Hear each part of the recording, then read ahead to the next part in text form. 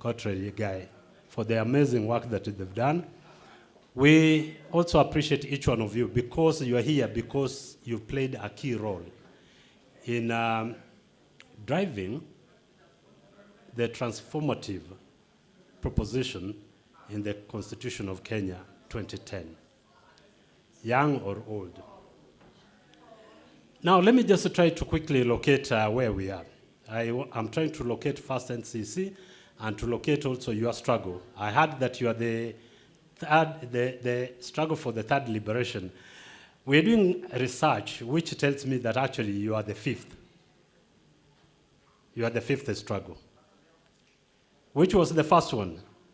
Resistance to external occupation and and slavery. Do you remember that history? The second one was resistance to colonialism and the fight for independence. The third one is the fight for the second liberation, which was about reintroducing multi-party politics in this country. NCC is located within the space of the struggle for a new social contract, a new Katiba for Kenya, which is the fourth struggle. The struggle for the implementation, the struggle for economic and social justice falls in the fifth wave. That is to tell you that you are in the genealogy of a long struggle. Just to put this in perspective, we are here today celebrating the 15th anniversary of our Constitution. But before that Constitution, there had been 20 years of struggle for the Constitution, from 1990 to 2010. So until today, that's 35 years. Kenya today is about 105 years old since it was constituted in 2020, in 1920. So July, last month, is when Kenya celebrated its 105th anniversary. So it's a long struggle. It's a long struggle. But we can never give up and we can never give in. Why? Because that struggle, the path to where we are today, that path is built by sweat and the blood of comrades who've gone before us. We cannot afford to give in or to give up this struggle, no matter how difficult it is. If you think that it's difficult today, you needed to have lived in the 90s. Today we have a progressive democratic constitution. It's just that we lack the agency to implement it. In the 90s, we had an autocratic constitution. The guardrails that you have in the current constitution weren't available back in the day. Today, you have the privilege of democratization of information through digital revolutions. When I was asked to speak about this, I was asked to talk about how we organized.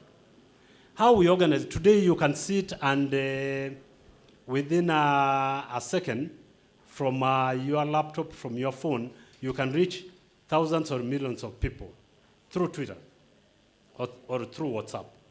What you do today through those platforms, what we did back then is to sit down, frame handbills. We had handbills, flyers, handbills, which we would go and print somewhere in Nyamakima, right? Print overnight. We didn't have the modern digital printers. They were manual printers.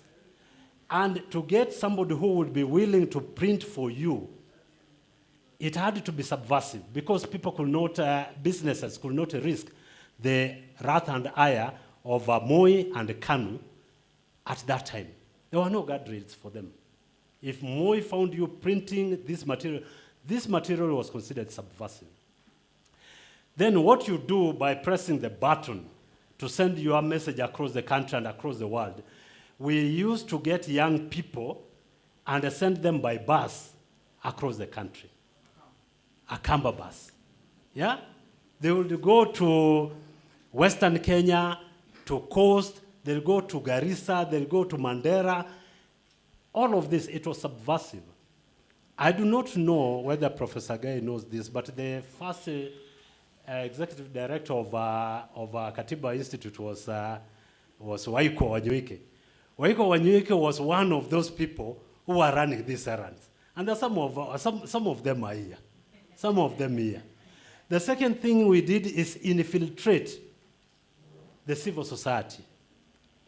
Because we didn't have resources to organize, as young people, we'd just come from college. The only way to organize or to access resources was to volunteer in civil society organizations. So KHRC, 4Cs, ICJ, all these organizations. Why? So that we can be able to have opportunity to travel in the field and to go and build the cells out in the field. That's what we did. When you read William Tunga's constitution making from the middle, it tells you what the middle class did. But it doesn't tell you what young people like you did. There are many young people who died in this process. There are many who went to exile. Again, Waiko is one of those who went to exile.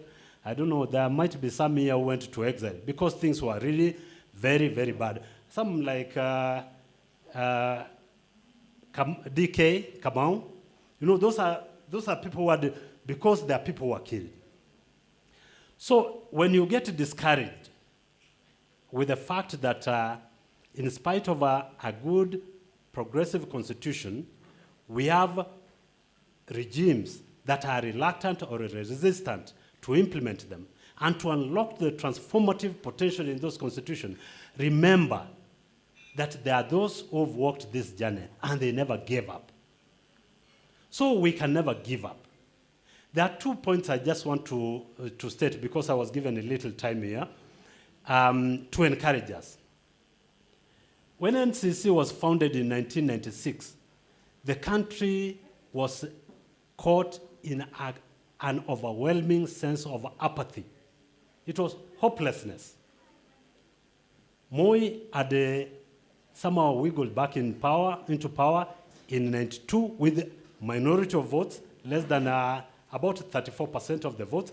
But because the opposition was so fragmented, it was possible for Moi to return against the wishes of Kenyans.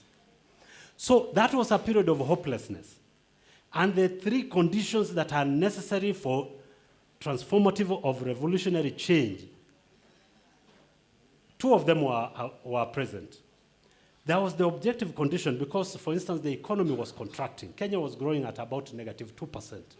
So it means we had an incompetent government in power. Number 2, people were hurting economically and socially. There was a great deal of stress. So the subjective condition was present.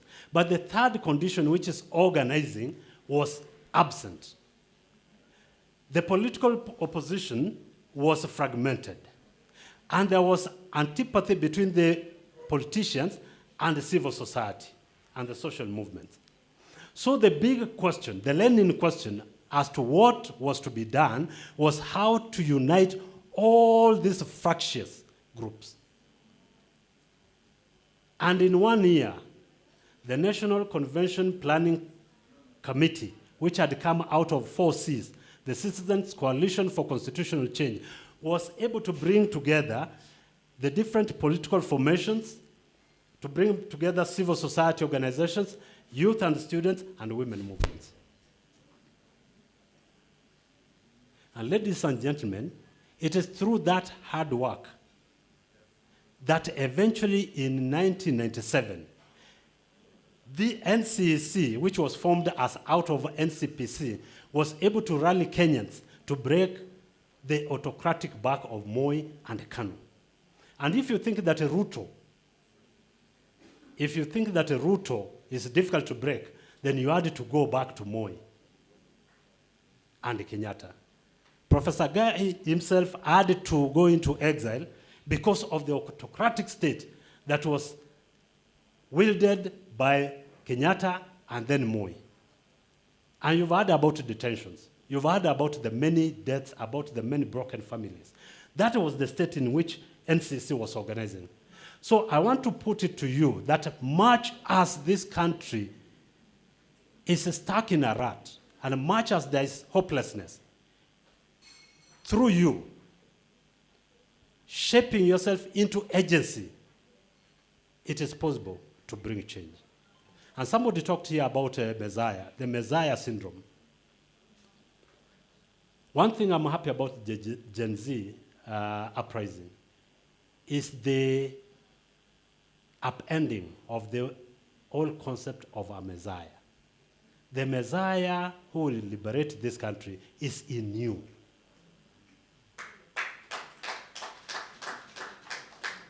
Let me repeat that. I think you didn't get it right. The Messiah who will liberate this country is inside you. Don't look further. It is inside you. Why do I say this? After 2002, we had a new government, the NAC government. And in 2010, we had a new constitution. Some of the key players, like Mwai Kibaki, Raila Odinga, Charity Ngilu, Michael Kijana Wamalwa, all of them were part of the NCC reform movement. But who is giving you headache right today? Who is Baba who? Baba man. He's the one who wants at every turn and at every opportunity, he wants to change this constitution. Instead of politicians changing themselves to fit in within the vision of the new constitution, they want to change the constitution to fit in within their own pecuniary needs. Moi, Ruto was telling us the other day that he's the most intelligent president we've had. I think we can all agree here in this room that he's not intelligent. He's not smart. If he was intelligent and if it was smart, we would be seeing it in the economic indices. We would be seeing it in the social indices. We would be seeing it in the politics of the country, right? So the only president that I think we've had who was intelligent is Mwai Kibaki. I think amongst those that we've had. But even him, he let this country down. And it's because of him that even when we were given two opportunities to create change, we still ended up with the people who opposed the Constitution. So in 2013, we had an opportunity to change to breathe life into the Constitution and to give effect to the transformative promise in that Constitution. As a people, who did we choose? Don't mention the name. We had an opportunity in 2017. We repeated the same mistake. 2022, we had another opportunity. God is merciful. He gave us a third opportunity. Who did we choose? Again, don't mention the name. 2027, or if God wills, before, we might have an opportunity. What will you do? The Messiah is inside you. Amen.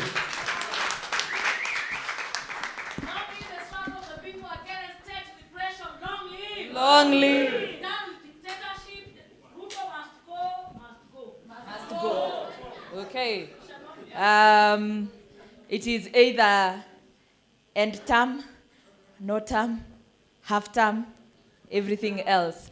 Thank you very much, Camarade Kepta, for ensuring that we don't lose the memory of the struggle. Okay? That we all have our place. Those that organize, those that create music, thank you. Those that research and give us policy position, thank you. Those who are connected with the political class, and we must all work together for us to maintain the momentum of the struggle. And to you, Kepta, and that entire group of youth that led the 90s. There are very many in the room, and nimeona mpaka 5Cs wameingia wote. 5Cs nawaona, so that you keep inspiring. By the way, for the women Gen Zs, women have always been part of the struggle, okay? But the memory, because we do not write, the people who write, they have a way of canceling the women and other vulnerable and other groups, not necessarily vulnerable. It is just people who wear power in an ugly way, okay? Sasa, you know the struggle has always had music. When Echoes of War was being cancelled, I remembered a song that Moi, during the KANU, it is the one that went to State House, okay? It used to go like this. Chama cha haki KANU kinatawala Kenya, chama cha haki tawala Kenya, kwe kwe kwe kwe kwe kwe shamba mwanyayo nazilimwe, wanaocheza na uhuru wangamizwe. Do you remember that? That is one of the songs that won and went all the way to the nationals in the... So now, when the current regimes do not celebrate what the artists who really are speaking to our struggles, we must celebrate them, support them, and give them space. Okay? So we have a poet in the room, Cricket. So Cricket will awaken our conscience. One of the artists who is a part of the struggle. Karibu. Chocha. Niyale.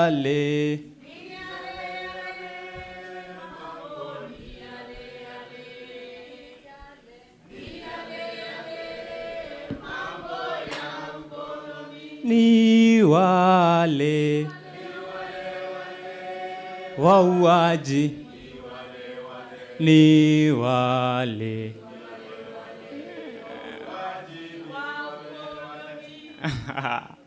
Kazi ngumu tunaifanya na wananchi wenyewe ya kuijenga Kenya yetu na kuieneza Injili. Tunaijenga Busia, tunaijenga. Mtaa yako ni gani? Hutaki kujenga Injili? Mtaa yako ni gani? Mathare juzi tumepoteza Comrade Njau. Long live the spirits of Comrade Njau, long live. Long live the spirits of Comrade Njau, long live. And nimekuwa nikijaribu kufikiria what maybe Comrade Njau may tell Mama Victor. Maybe anaweza mwambia still Mathare floods are an issue. Maybe anaweza kukumbusha Albert Ojwang that still a single tweet is a grave offense. Still anaweza kukumbusha Kimathi that still a luta continua. A luta continua. Against what? Against what? So mimi naitwa Comrade Cricket Rights.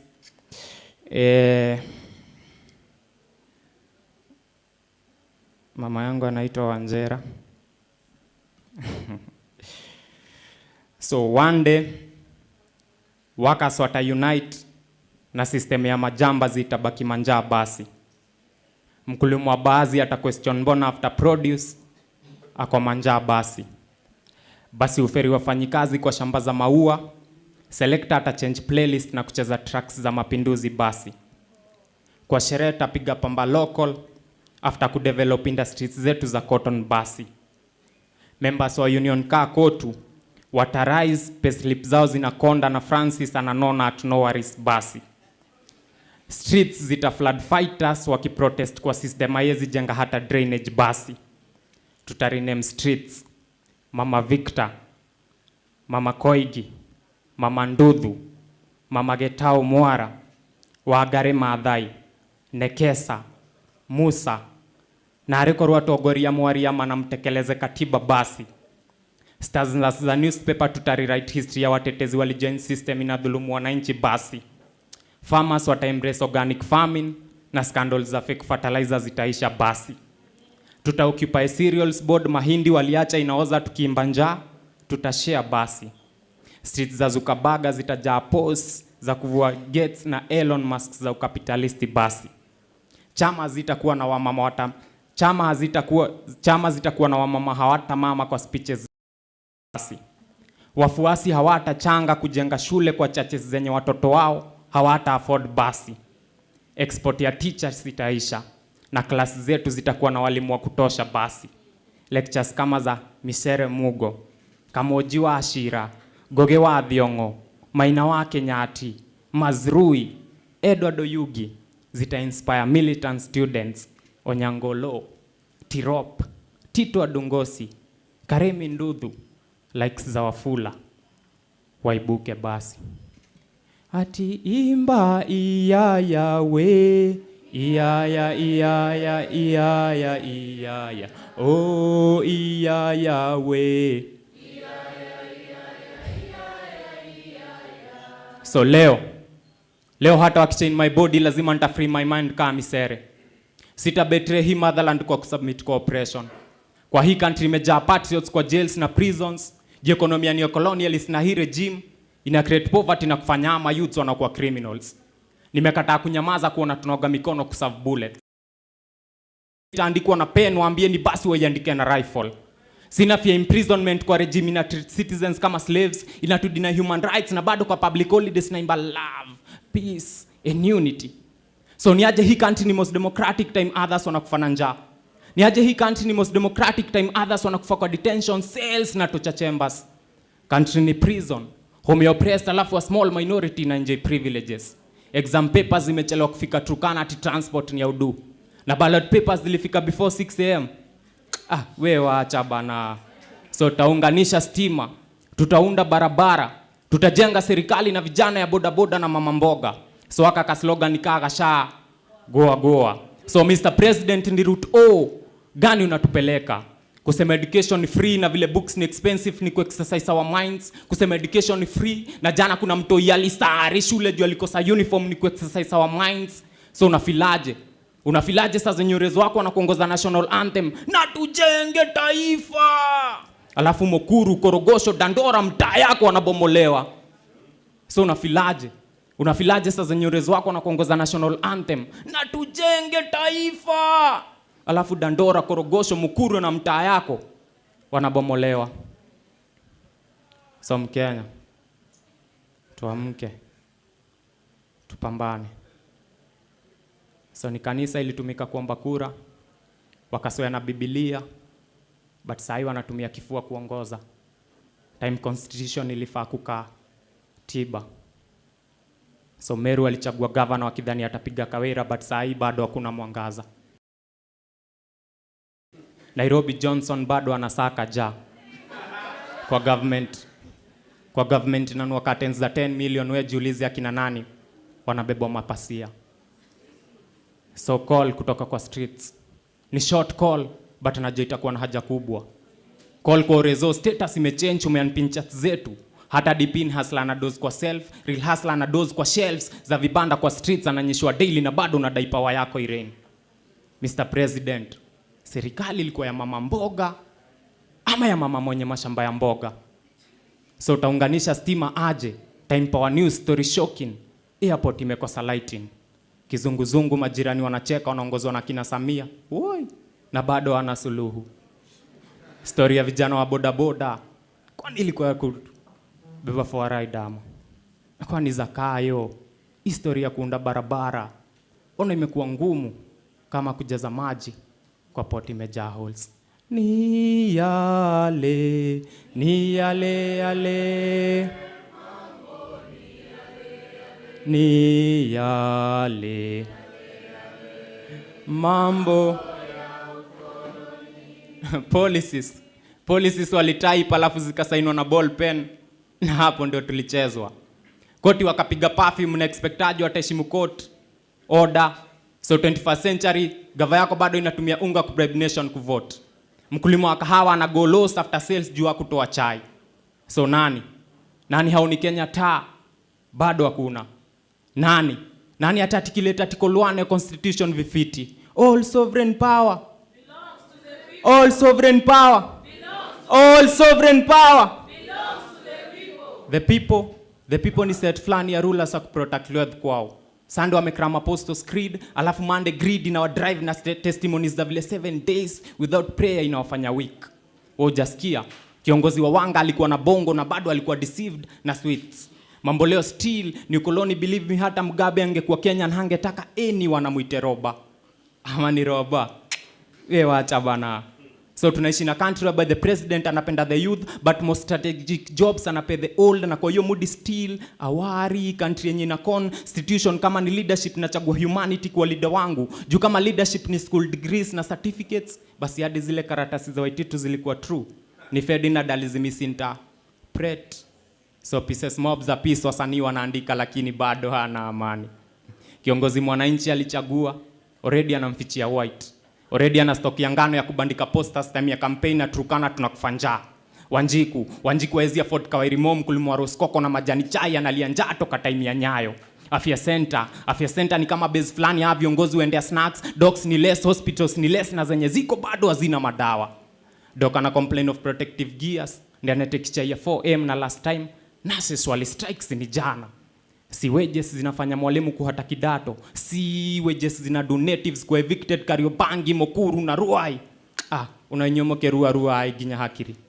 So equality iko wapi time kuna mwenye nchikare na kona aneka ya parking na neka smoking zone na parking large kuliko choflani iko Dandora, Korogosho na Mathare. Equality iko wapi time kuna mwenye nchikare na kona aneka ya parking na neka smoking zone na parking large kuliko choflani kwa Dandora, Korogosho na Mathare. So makarao wa Kenya pole kusema ni same na photographers kila time they've got a clear shot. So tulienda recruitment za makarao alafu tukaambiwa na tuko na shida ya macho. Alafu after kutembea station tukapata afande amevaa miwani. So sijui nani alifunga mwingine macho ama tulifungua macho juu tulikosa za macho. Ni yale mambo. Ni yale mambo ya ukoloni. Long live our defiance, long live. Forward to social justice, forward. Forward to us for social change, forward. Mimi naitwa Cricket Rights, kijana ya Wanjera. Natoka pale mtaa inaitwa Korogosho. Na tunafanya mambo progressive kama hii ya sanaa na tuzidi kwa mapambano.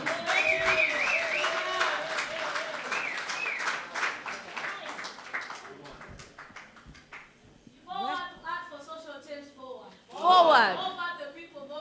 More power. Our power. People power. Amujui. Thank you very much. Thank you very much, Cricket. What a message. I think vision ya Kenya, si ndio? Si yote iko hapo ndani? Yes. Wale hawajaelewa tutawataipia nini Kiswahili kizungu yenye iko one ngeli moja. Acha nitume, si ndio? DJ Justice. Wacha mimi nitoa hii microphone, mimi si msanii. Nishikilia. Thank you very much. Earlier, wakati tulikuwa tuna set context, we indicated that the things we will focus on in the constitution is one, security. Si ndio? Sababu wanatumia security to take away what is ours in the constitution. Sindio? That police will work for we the people, not the people in power. Tukaambiwa pia tuchunguze sana how people get into power. Therefore, elections. Okay? Then, ni Oliver mpaka alitupea kilometers squared kwa Kiswahili. Okay? Mraba something. Ya Kenya. All the land and the resources we own. Tukaambiwa pia tuchunguze kabisa. Si ndio? Alafu tukaambiwa mimi nakuanga hiyo pande. Wakasema muangalie ile pesa wako na public finance. The tax, the debt and so on, because ni tax yetu na ndio huwa wanatumia kutusabotage, enrich, kutuibia, kufanya tulale njaa. So those are 4 important chapters. But I have gotten whispers by university students here that if we forget education, it is the foundation for the future. Sindio? So naomba Karel dakika mbili tu. Karel on behalf of university students. Kuanzia sasa siketi sababu tunataka kuimba na tukule, si ndio? Right to food iko kwa constitution. Good afternoon, guys. Hey, you look silent, bwana. Good afternoon. I don't know how to sing, but you'll allow me to read a short speech that I had prepared here. So my name is Karel Omoyo. I'm the National Secretary General for University Student Leaders Association. Today we are here to celebrate our Constitution, and we should not forget our heroes of the constitutions, the early adopters who ensured that today we have the Constitution that we so cherish, the likes of Jaramogi Odinga, George Anyona, Wangari Maathai, Katiba, Charles Rubia, and Koigi Wamwere. Fellow comrades, citizens of Kenya and the democratic allies of the world, today as we celebrate Katiba Day, we celebrate more than the birth of a constitution. We celebrate the hope of the people and the promise of the nation. The constitution is not mere ink on paper. It is the living pact between leaders and the people. Kenya must become the giant of constitutionalism, since our country is not a typical state in Africa. It is Africa's bell, and it is the voice that must resonate globally. However, comrades, we cannot speak of constitutionalism without reference to the pain of our own people. We have to salute those young women and men who lost their lives in the Gen Z protest. They were not rebels, they were citizens exercising a holy right. When bullet silences voices, the Constitution itself hemorrhages. Today we say their sacrifice shall not be in vain. But our struggle is not merely national, it is a global struggle. Kenya today must position itself as a bridge to the world. Our youth must be equipped not just for survival, but for industrialization, innovation, and global competitiveness. Our education must produce problem solvers, innovators, and creators that can sit at the table of nations and speak as equals. Comrades power. Comrades ria. Comrades akchu. Kenyans must foreground her arts, innovation, and creativity as tools of transformation. Our music, our literature, our theater, and our technology cannot remain on the periphery. They must be cast as a part of Africa's gift to humanity. The creative economy is not just entertainment, it is a foundation for nation building. But let us deal with the obstacle that slows us down. The issue of corruption is the elephant in the room. Corruption is not just stealing our present, it is stealing our future. Corruption is a betrayal to humanity. Corruption deprives children of classrooms, workers of dignity and decent, and society to an unequal state. If we are serious about global connectedness, let us remove corruption. At home, We need to address our own constitutional imperatives. We need to repeal the Duale Bill. This is a bill that has ensured that the student leaders who are elected are not the ones who are popular with the students, rather the ones who have the money to run campaigns. Comrades, power. We need to reform, because silencing student leadership is silencing democracy. We need to reform NACADA and be truthful in alcohol control. As Julius Malema said, if we are going to advertise alcohol, let us show its true face, not glamorize lies. Protect students from predatory accommodation fees and assert dignity of comrades. Comrades, the Constitution is a sword and a shield. It protects us from the oppression and gives us the power to build. But long live the spirit of comradeship, long live. Long live the spirit of constitutionalism, long live. Long live our heroes of the liberation, long live. Long live Kenya, long live. Long live our CJ who is here, long live. Thank you. Okay. Makofi, the intelligentsia is safe. Karel, sijasikia kizungu hivyo, but thank you very much on behalf of all the students and the student caucus as well. All in the room, we hear you. There was another Duale bill. There is now a Duale audit. Niale. Mambo niale. Niale. Mambo ya ukoloni. Comrade Miriam has reminded me that we are not only focusing on education, okay? One of the mantras that I would like us to go with is Kenya istahili heshima. That means Kenya, kila Mkenya astahili heshima. For us to achieve that, we must implement everything in Article 43. I am borrowing her words. Ameniambia, Diana, hata mkisema free education, ndio huyo Mariana kwa kule nyuma. Hata mkisema free primary education na mtu hana sanitary pads, wanaenda shule aje? Si ndio? Na zile nyumba za mchanga zilibomolewa, zenye wasichana walikuwa naambiwa wakae. So it must be holistic dignity. Okay? Holistic dignity is where we focus on. I want to, and I know there are many people who want to give the clauses of the constitution they care most about. But I want to give Professor Marion 90 seconds, Professor Marion. She is from Kenya National Commission on Human Rights. We are not very happy because you people have allowed your mandate to be taken over through a spiritual presidential proclamation. We look forward to the power we have given you, to how you will utilize the power we have given you in the Constitution to ensure that you do your job and nobody takes it over. Karibu. Thank you very much. Good afternoon. Good afternoon to you. Now, giving a professor 90 seconds, is that fair kweli? Na vile tunasomesha 3 hours. But I will try.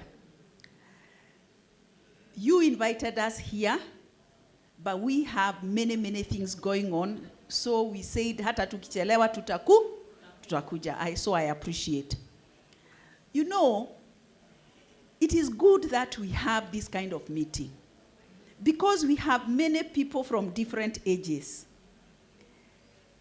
Wazee wetu pale, they recognize and they know where we have come from. Hata mimi si mzee sana, lakini I remember days when we got ka document kalikuwa kanaitwa Pambana. Na kengine kalikuwa kanaitwa Mwakenya. Mwakenya si university, Mwakenya si ile yenu ya exam. There was and you know, with my late husband, we were given by somebody to read and we were told to give it back in the morning. Tukaingia kwa nyumba tukafunga mlango. And then we released the dogs so that the dogs can operate outside. And then we read it. When we finished, we wondered, how can we sleep in the same house with this document? We couldn't. So we got out and we put it in a Kimbo container and we put it in the dog kennel.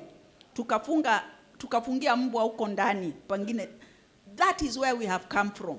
So the fact that we can meet a place like this and talk like this is progress. Is that not true? It is progress. But progress does not mean we have reached where we were going. We have not reached. I can talk many things, but I want first of all to thank you people. Because the Kenya National Commission on Human Rights is a constitutional commission, and its role is to protect and promote human rights. And of course, you cannot expect to be well paid by the people that you are checking. Tuko pamoja?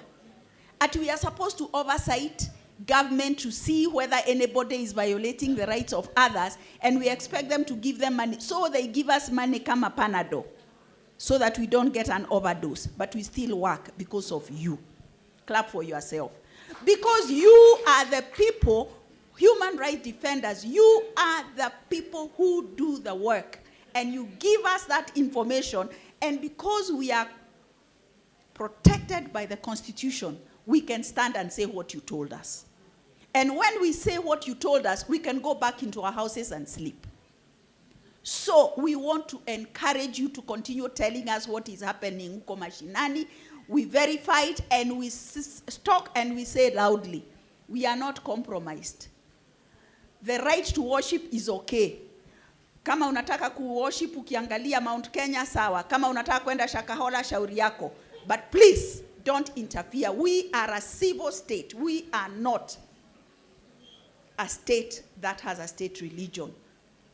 It is your private matter as long as you don't interfere with others. But that is not what I wanted to say. I wanted to say the following. In the last 2 years, we have seen a trend. And the commission has been on that case, and you have supported us. You call us in our situation room and you tell us, right now this has happened in this place. And we go and investigate and we say it. A year ago, we said at one point that the people who had died that day were 21. And there were people from State House who said, no, mnadanganya. We don't engage them. We did, we wrote the names of all those people with the details you have given us. We said it is Rex Masai, and his body is here. It is so and so, and the body is here. And we sent it to them, and they kept quiet. Because you gave us accurate information.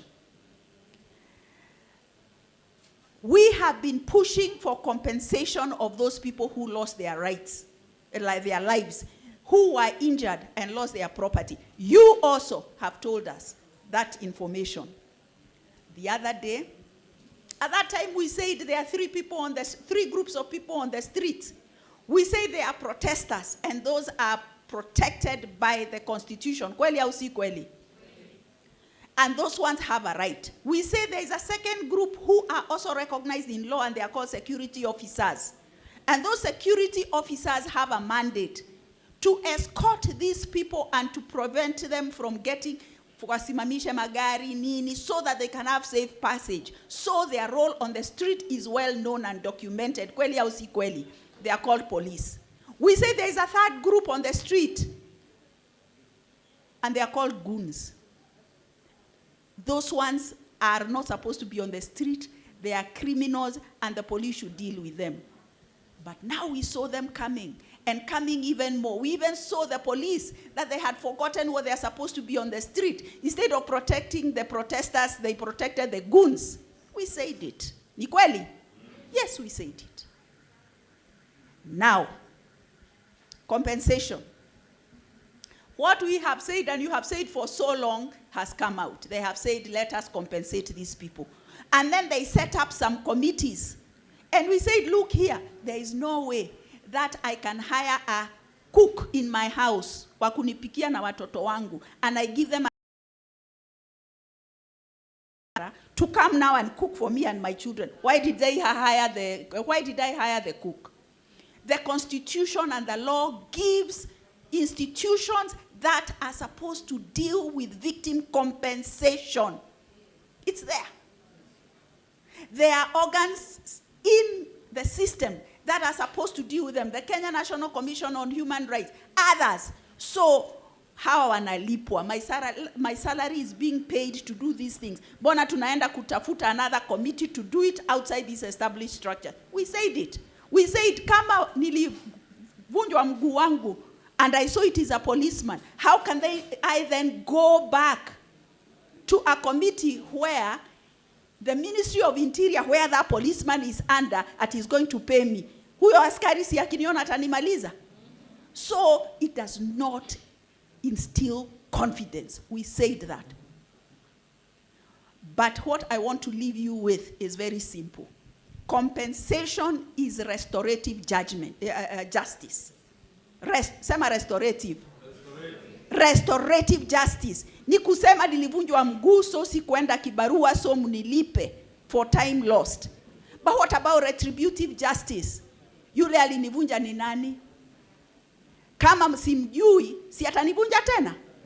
Na kama if he has not been held to account, si atavunja mwingine?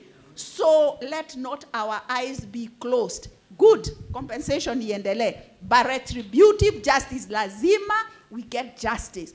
Those who did what was not right must be held to account. Will you support us? Hata sisi tunataka ma-support kwa Kenya National Commission. By the way, there are days that I don't sleep in my house. Because if I'm told that ninaonekana nikifuatwa, I go to a friend's house. Naacha simu kwa nyumba yangu. I go and sleep in somebody else's house. Let us work together. And the only way that we will succeed is if we work together. Divide and rule will not work. But that is what they are trying. So please support us as the Kenya National Commission on Human Rights. Continue giving us information. Sisi ni loudspeaker. We say what you tell us when we verify it's right. And we try and do it without fear and favor. May God bless Kenya. Nimeanza kuhubiri eh? May God bless Kenya.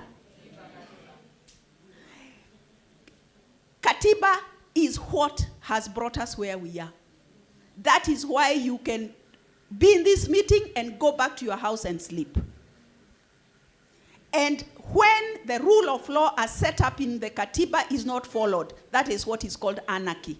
Anarchy is a state of disorder where everybody is doing what they think is right. Let us not watch, not for ourselves, wengine wetu tumezeeka, but for our children and our children's children, so that we do not leave a country in anarchy.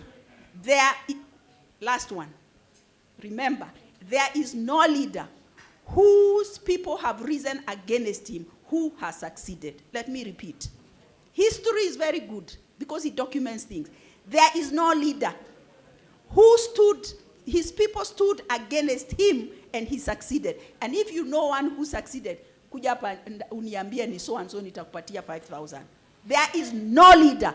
And so let us not try to invent the wheel. Hata how, if that is what they think they will do, when we work and hold together, they will not succeed. Thank you very much.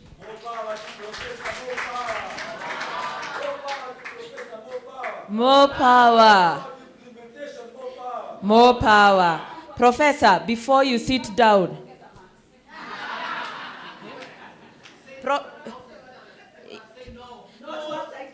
No to outside caterers, no. When we have chefs, no outside caterers. Munajua tunaongelelea nini? Munajua tunaongelelea nini? Ebu tuende wale wako na katiba Article 59. So that you understand the anarchy that is being created by a panel of experts. Nye panel. Yeah? Listen to Article 59. Hey, where? The functions, Article 59 of the Constitution, there is established the Kenya National Human Rights and Equality Commission. These commissions are three. It is the Kenya National Commission on Human Rights, the National Gender and Equality Commission, okay, and the Commission on Administration of Justice. The functions of the commission are A, to promote respect for human rights and develop a culture for human rights in the Republic. Wacha niruke B, muache nianze C. to promote the protection and observance of human rights in public and private institutions, to monitor, investigate, and report on observance of human rights in all spheres of the Republic, including observance by the national security organs, to receive and investigate complaints about alleged abuses of human rights and take steps to secure appropriate redress where human rights are violated. On its own initiative or on the basis of complaints, to investigate, research a matter in respect of human rights, and make recommendation to improve the functioning of state organs. Niendelee ama mnaona anarchy? Mnaona anarchy ya panel of experts? Eh? Na sasa mimi, you know, good afternoon taxpayers. Good afternoon taxpayers. When you get an outside caterer, what happens to our tax? It is wasted. And it will be increased next year. Please, Professor, can the Commission issue a statement publicly? Can the Commission issue a statement publicly because your power is in the Constitution? Yes, please issue that statement and the people will be with you for much, much longer. Okay? Haya, viva the people of Kenya, viva.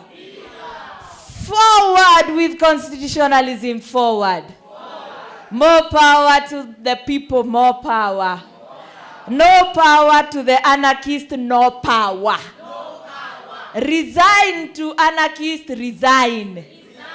Haya, tunaelekea tutafungua. I am about to invite the CJ Emeritus Maraga, David Maraga, and he's usually very fast. He walks very fast, so I'm sure he'll be here before I finish. But these are the two things I remember about CJ. CJ, before you came in, we gossiped you and we recited that you annulled the constitution, the elections very confidently. On what basis? On fidelity to the Constitution, to God and to the rule of law. And we kept quoting him. Me, I don't know the CJ, but I met him in Uganda. He was very far, so I didn't greet him.